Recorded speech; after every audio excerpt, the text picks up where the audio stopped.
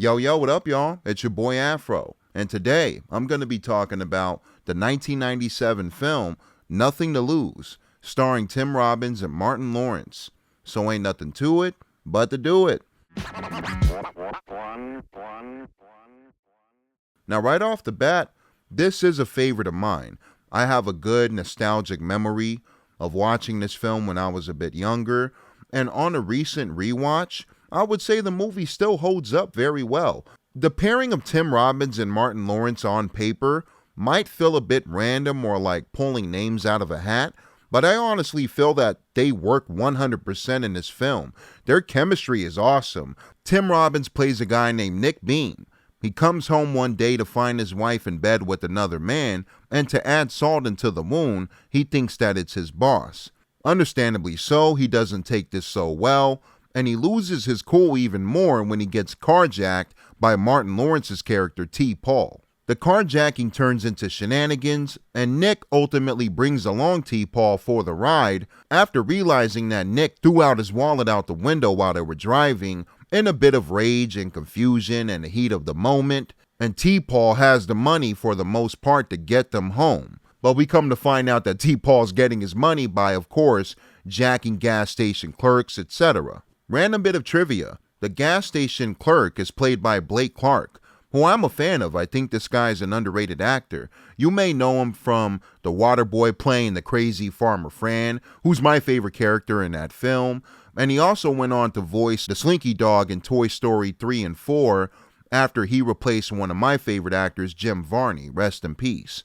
The reason I'm mentioning Blake Clark is because I think not too many people bring him up. But this scene is pretty funny. Nick has a pistol in his pants. He doesn't mean to do anything with it. The clerk overreacts. He sees the pistol. He grabs a shotgun. Nick overturns the shotgun on him. He jacks the shotgun.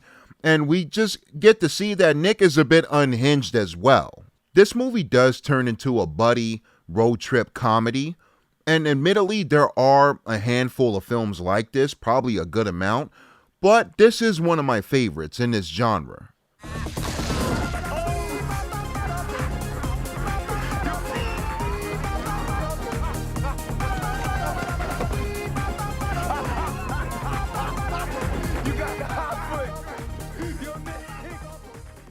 Later on in the film, two other actors that I'm a fan of, Giancarlo Esposito, who's Gus Fring in the Breaking Bad series, and John C. McGinley, who's another underrated actor. These two play scumbag criminals very well, but they also give me some of the bigger chuckles in the film. So these two are following Nick and T. Paul on the road. They catch on to them after they pass by their gas station incident, and they see Nick and T. Paul outside with the shotgun and the pistol. And in one of my favorite scenes, they finally catch up to each other. There's this big confrontation. And this scene has a bunch of F-bomb usage. There's an F-bomb dropping every other sentence. You shut the fuck up. You shut the fuck up. Oh, you better fucking relax before you take a fucking toe hit. Would you shut up? I'm shot here. You shut the fuck up. Who the hell do you think you are? You shut the fuck up. Just You at shut the the candy. fuck up. You shut the fuck up. You shut the fuck up. down. Hey, shut the fuck up.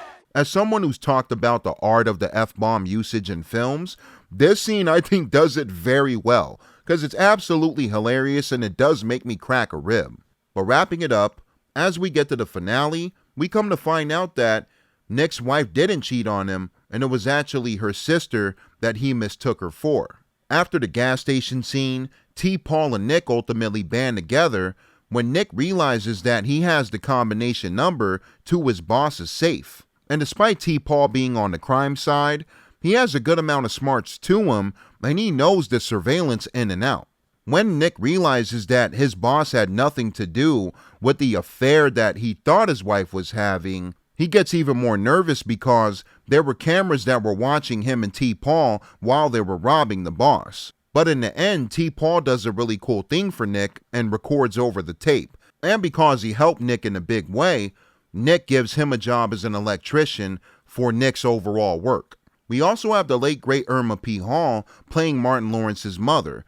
And it's awesome because she's just smacking him around pretty much every time she pops up. I've always enjoyed this movie. Tim Robbins and Martin Lawrence have a surprisingly great chemistry here. Giancarlo Esposito and John C. McGinley do a great job in playing scumbags. And I get some pretty big laughs throughout the film. I would go as far as to say that I find this one pretty underrated. I'm going to give Nothing to Lose a 9 out of 10. And that's it, y'all. It's your boy Fro. What do you think about this movie? Do you like it? Do you hate it? Do you love it? Comment below. Let me know your thoughts. Until next time, I'm on to the next review, and I'm out. Fro.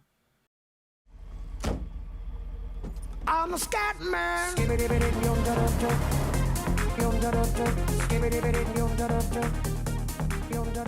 a scat man.